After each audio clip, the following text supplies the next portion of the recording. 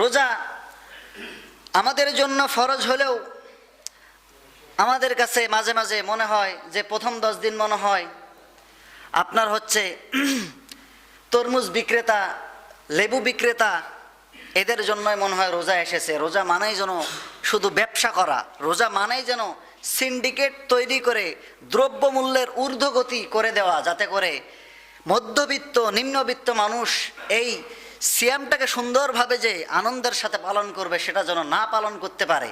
এই জন্য মনে হয় যে প্রথম 10 দিন রমজান তরমুজ বিক্রেতা এবং লেবু বিক্রেতার, কথা বলেন ঠিক কিনা? আবার দ্বিতীয় 10 দিন হচ্ছে পোশাক বিক্রেতা। বাজারের মধ্যে ভিড়, মা বোনদের ভিড়ের ঠেলায় বাজারে যাওয়া যায় না।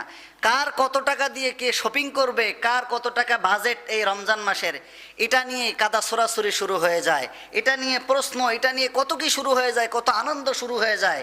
তাদের কাছে রমজান মানেই যেন তারা পোশাক পাতি কিনে নিজেকে অলংকৃত করবে, এই জন্যই যেন তাদের কাছে রমজান এসেছে।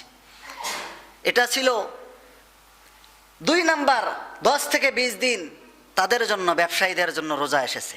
3 নাম্বার, যারা আপনার হচ্ছে 3 নাম্বার গাড়ি ব্যবসায়ীদের জন্য যেন রমজান এসেছে। গাড়ির ভাড়া যদি থাকে 5 টাকা, বেটা কয় 15 টাকা, ঈদ বোনাস হুজুর দেবেন না, আপনারা হুজুর মানুষ, আপনারা না দিবেন। এরা ডাবল ভাড়া বাড়িয়ে দেয়। তারা বোঝাতে চায় যে হুজুর প্রথম 10 দিন লেবু এবং তরমুজ বিক্রেতার জন্য, দ্বিতীয় 10 দিন পোশাক ব্যবসায়ীদের জন্য, তৃতীয় 10 দিন আমরা শ্রমিক, আমরা গাড়িওয়ালাদের জন্য। কথা বলেন ঠিক কিনা? আপনারা আমাকে জবাব দেন, রমজান কি তার জন্য এসেছে? রমজান কিন্তু তার জন্য আসে নাই। রমজান এসেছে ইবাদতের জন্য, রমজান এসেছে তাকওয়া অর্জন করার জন্য, রমজান এসেছে এই সকল সিন্ডিকেটকে ভেঙে দিয়ে সকলের মাঝে সমতা বিধান করে দেওয়ার জন্য। কথা বলেন ঠিক কিনা? আপনি সিন্ডিকেট তৈরি করে দিছেন। আপনি সিন্ডিকেট তৈরি করলেন, মুখে বড় বড় দাড়ি, মা কপালে আপনার নামাজ পড়ার দাগ। হাজী সাহেব, আপনি বাজারে সিন্ডিকেট চালিয়ে দিলেন, সিন্ডিকেট তৈরি করলেন, কৃত্রিম দাম বাড়িয়ে দেওয়ার বন্দোবস্ত করলেন, মাল গুদামজাত করে।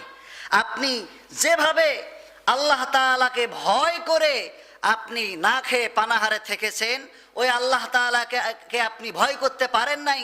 এই জন্য আপনি সমাজে সিন্ডিকেট তৈরি করে দিয়েছেন। এই সিন্ডিকেট তৈরি করার কারণে আপনার রোজা কোনো কাজে আসবে না।